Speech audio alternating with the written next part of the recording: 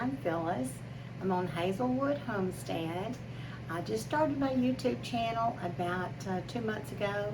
Thank you all who have subscribed to my channel. I appreciate that so much. If you're new, I wish you would look at my video and give me a like or a thumbs up and subscribe and put in a comment what you'd like to see me make. I've had several people ask me to show them how to fry okra. Now, it's not that complicated. Get you some vegetable oil, get you some okra, cut it up. Some people do fried whole, and that's fine. It has a little where you break it off of the stem on the plant. Just leave that stem on and fry it whole. You can do that. Most people down here cut it up like this, and we bread it with cornmeal, and I use self-rising cornmeal to bread mine. You can use flour. I don't, because I just don't like the taste of the flour. Get your cornmeal breaded. I'm making this for guests today, but when I make it for myself and my husband or other people in my family that love it, I add a Vidalia onion to about this amount of okra. I also add about 3 diced potatoes. Now, you know, I tell you I chop everything rough, but when I put it in this little thing of okra, I do dice the potatoes kind of small. I do peel them, and I do dice them kind of small, and I cut up a whole Vidalia onion and fry it with my okra. Now, the first time I did this, everybody had the biggest fit about it, so for my family, I usually do put the potato in there. 3 potatoes for this amount. Just about the same amount of diced potatoes as you've got okra. And then I fry it really fast, really hot. I put a lid on it when I'm doing the potato, and I kind of steam cook the potatoes and the okra. But today I'm just going to do the plain okra to just show you how I do it. I'm glad to teach you how to do this. Sometimes people give you okra and maybe you don't know what to do with it. So when they give it to you, take it and do something with it. Now, I love boiled okra, which is you just take, when you break it off the stem, you've got a pod about this long. If it's firm but not hard, then put it in some boiling water. Put you about 10 or 12 in a little pot and boil it. Oh, I love boiled okra. Now, I love it fried, but I love some boiled okra. There's so many things you can do with this. So let's get started on boiling our okra. I'm going to turn you down here to my stove today. On the back eye, though, I want to tell you, I've got a little corn situation going. I'm making, I've got 4 cans of corn in this pot. I'm having guests today, like I told you, and I've got 4 cans of bought corn. And I've got a can of rotel. I didn't have any green chilies, or I would have put them in. You know, they're not hot. And I will be putting in a 8-ounce block of cream cheese into this corn mixture, and also some about a cup and a half of sharp cheddar cheese into this corn, and I'll let it slow cook. When I opened my cans of corn, I did wash all the salt that it's packed in, so I didn't put any of the the salty water from the canned corn. I put a can of my own water into this mixture because I'm trying to kind of dry out the corn is what I'm trying to do. So I'll show you this when I get this done today. Hopefully, if my guest will allow me to do that, and I'm going to try to video the people that are going to be popping in today for lunch. So let's get going with this okra. I know you're ready to see it.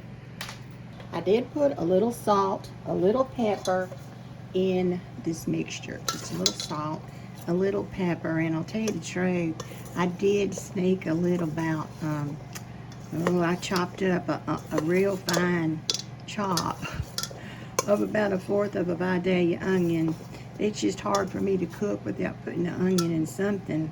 So I did put a little onion in there, but you can't even see it, can you? But it's in there. We'll keep that our secret. All right, we're going to turn our eye on about medium. We're going to get our vegetable oil. Always keep it handy. And we're going to put quite a bit today because we want to get our okra crispy. That's the key.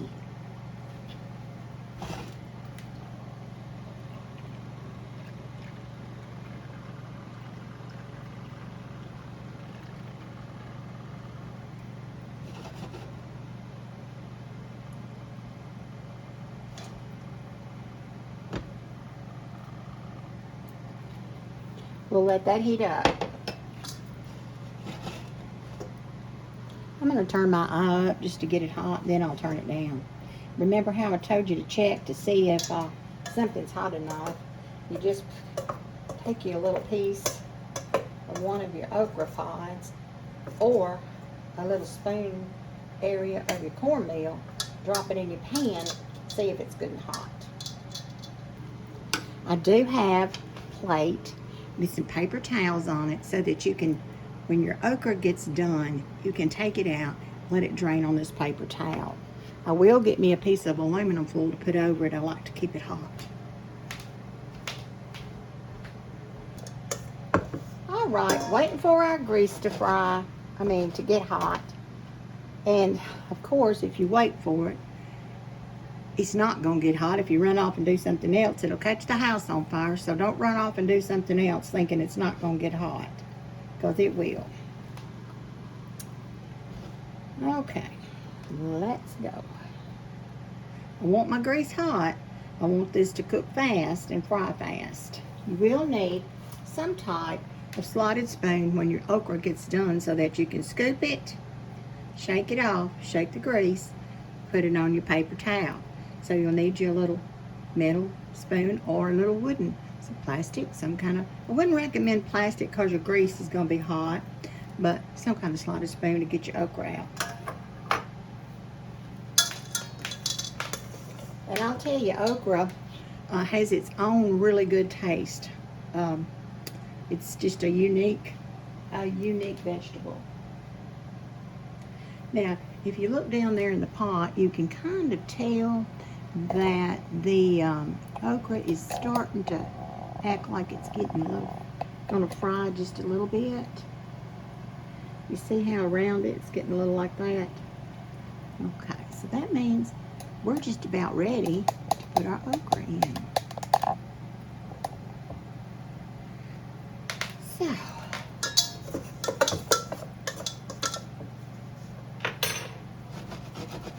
let's see what it'll do. Yep, I think we're ready. It'll get hotter as we go. Now you might look down in here and you might see one of these onions. Just couldn't not do it. And like I said,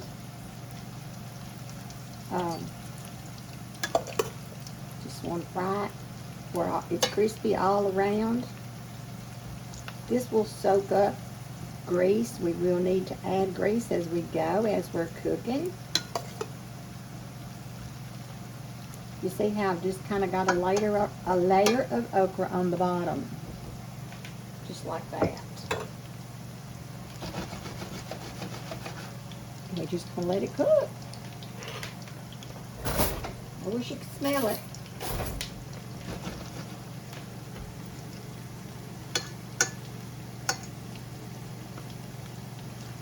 Now, if you're picking okra and there's a piece that's very hard, that you can't even squeeze it together, it's dried out and it's not really good for any kind of cooking. You want some that's soft and tender. You don't want anything hard. It won't be good. You can dry okra. A lot of people used to take it and dry it and leave this, where it's on the plant, and just cut it off, and they would use it for decorations in some little vases and things. I always thought that was so pretty when people did that. This is how you fry okra. If you're cooking other things, you can have it on top of the stove and just be on standby with it and keep your eye on it and make sure that it doesn't burn, because it can pretty quickly.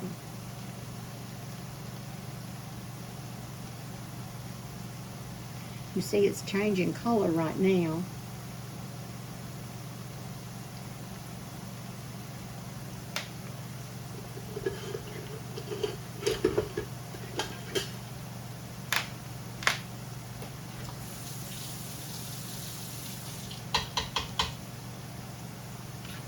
You can just take your aluminum foil after you've drained it.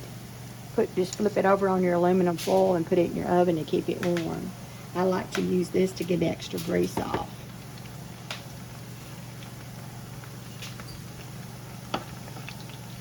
Now I'm going to kind of go under here and just flip it over, let you see what it's looking like.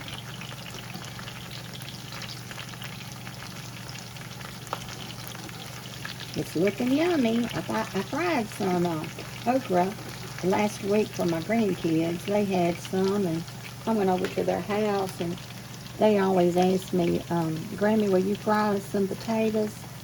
So I get some potatoes. Her mama had a bag. Their mama had a bag, and I got the potatoes out, and I slice them like potato chips. And they got the grease in the pan out for me, and they got up there, and I fried potatoes, I think, for about an hour till I got their bellies full. And just when I thought their bellies were full, they said, oh, we've got some okra. Will you fry that, Grammy? And I said, why, yeah, we've still got the grease on. I'll fry it. So I fried the okra, and then their daddy came in, and he wanted some okra. Oh, I wish you could smell this. And their daddy wanted some okra, so he got in there and he started eating some potatoes, and he said, oh, he was back in his office working, but he smelled the grease, He come out and he said, oh, it smells so good in here, what's going on?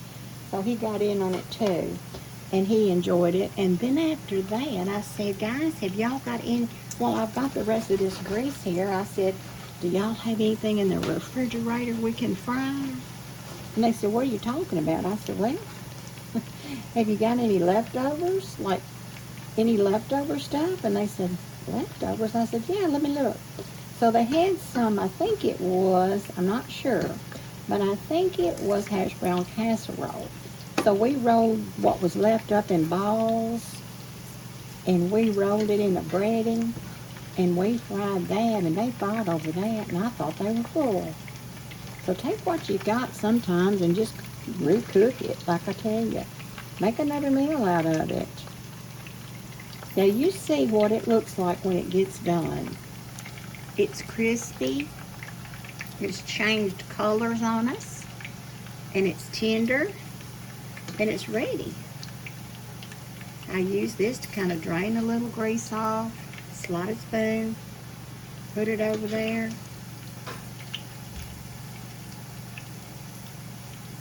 Now if you think your grease or your fire is too hot, you can always turn it down. When I was over there cooking for my grandkids, my daughter she's an excellent cook. Lord have mercy.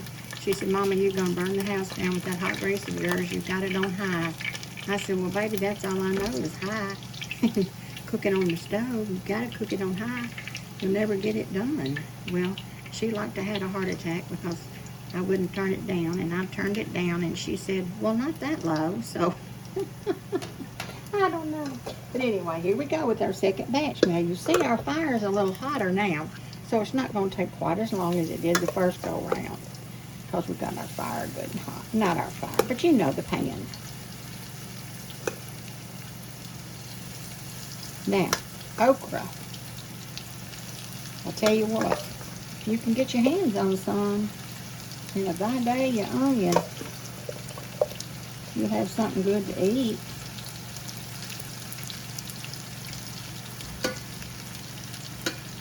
And I know we're not supposed to eat fried food. I know that. But every now and then it's not going to kill you.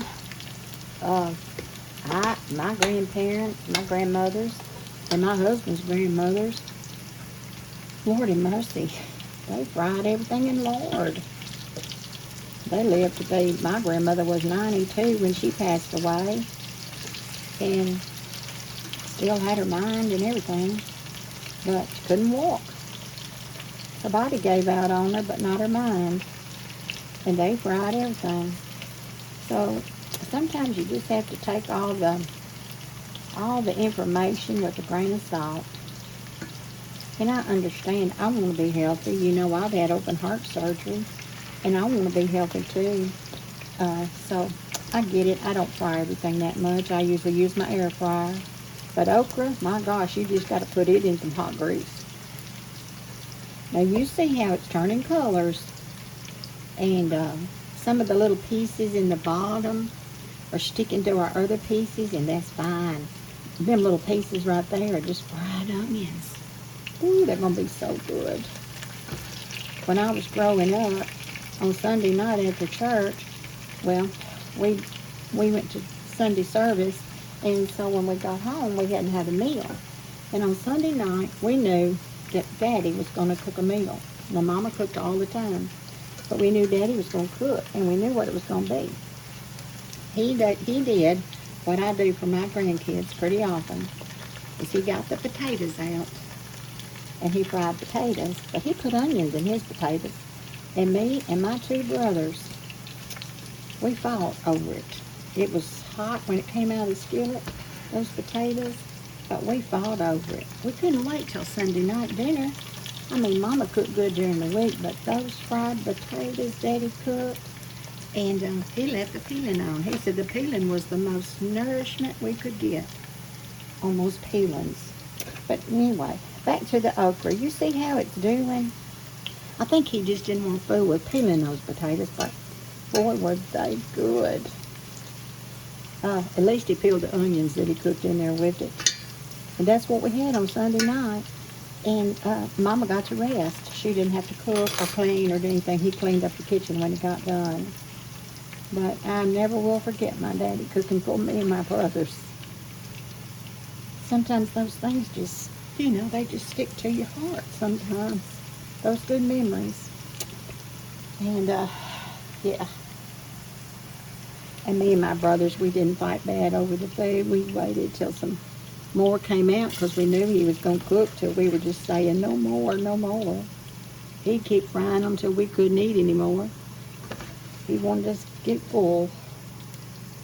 So are you seeing how good this is looking? Ooh-wee. I can't tell you. Won't be a little, when these people get here today to eat at my house, there won't be one crumb of this okra left. No, there won't be one crumb. They'll still be eating it cold if there's any left on the table. They'll still be eating it cold. I'm hoping you can see everybody today when they get here. I love cooking for people, I cook with love, and I know I talked to you about that. Maybe I haven't. But you should cook. You should always cook with love. And when my daddy fried those potatoes on Sunday night, I knew one thing about him. I knew he was cooking those potatoes for us with love because he loved us so much. And I want you to do that. I want you to cook for love because you love your people, your family, your extended family, your neighbors. My neighbor, in my video, I hope you watched my biscuit video where I made biscuits. My neighbor, who is my niece, my husband's niece, but I claim her, she's mine too. She made the most amazing cake, and she cooked it and text me on the phone, She's young, and these people text, they don't call. So she texted me, and she said, I'm making a cake. And I said, Lord mercy. I texted her back, and I said, is it ready? She said, yeah. I said, Lord, I got my coffee almost hot. Are you going to bring it now? And here she come, right when my coffee got ready, and we had the best time. She made the most delicious cake. And I'm going to make her she may have already told y'all about, we kind of told you, but I'm going to make sure you get the recipe if she'll give it to us now. I think she kind of made that all up in her head, all that good stuff, and I couldn't quit eating it. I'm telling you what, if you ever ate something you couldn't quit eating, now that's something good. But if you love blueberries and you love lemon, woo-wee, I think she's going to write a cookbook. So when she does, I'll be sure and share it with y'all. And y'all can buy you one of her good cookbooks. She's an excellent cook. I tried to get her over here on the TV, over here on YouTube to cook, but maybe one day she'll do it. Now you see how I'm getting these a little crispier? My pan's a little hotter. As you well know, it gets hotter as you go. Now I'm just letting these kind of brown up. These will be the ones on top. And I'm just letting them get good and done. And this batch right here that we cooked was a quart size Ziploc bag. Trying to tell you about the amount, that's what it was. And when it's gone today and the people are eating it, when it's gone, it's just gone. We got other stuff. I've got 2 iron skillets full of meatloaf in the oven right now. I've got my corn, and I'm going to make some mashed potatoes. I've got white beans, and I've got cornbread. And when it's gone, I mean, buddy, it's just gone. If you're still hungry, I guess you'll have to go to Sonic. All right. I hope y'all have enjoyed this video, watching me fry this okra. Now, I'm getting every piece out because I'm telling you, they're going to eat it. And I'm getting every onion out of there, too. And somebody will say, did you put onions in this? And I guess I'll have to be telling the truth and say, yeah, I did. So I'm going to turn my fire off. Always make sure you turn your burner off when you're cooking with grease. Don't leave it. Stay with it. I want this to stay hot. I'm going to wrap it up so it stays good and warm. Well, there it is. Oh, there's a little one. I guess I'll have to eat that one. All right, let me turn it up here so we can talk. Thank y'all so much for coming by today to watch the okra cooking. Somebody had actually requested that in the comments. And I thought, well, yeah, we can fry some okra. That'll be something good to do. It's very nutritious. I know the grease is not, but I'm not your doctor. I'm just your cook, but I could be your nurse. But I am retired, so I probably won't get to be your nurse. But thank y'all today for joining me on the okra. I just enjoy cooking so much, and it means a lot to me. And guys, when you're cooking, take your time and don't come in and be dreading it or thinking, oh, what am I going to make for supper? I'm so tired of cooking supper. I'm so tired. I'm working. I'm doing this and this. Take your time. Enjoy it. Make it something that could be creative for you. It could be a hobby for you. You could really get into it. And when you cook, just think, when these people that you love, your family, when they eat it, that goes into their stomach. So you want them to be healthy and have love that you fed them. So cook out of love and bake out of love and serve it out of love. Don't sling it on the table like you're mad at the world. When it's mealtime or when you're making some good snacks or afternoon snacks for your kids, do it out of love. Let them get involved in it too. Let them have some good memories about you, about what you made for them, like my daddy did for me when he cooked those potatoes and onions for me and my brother.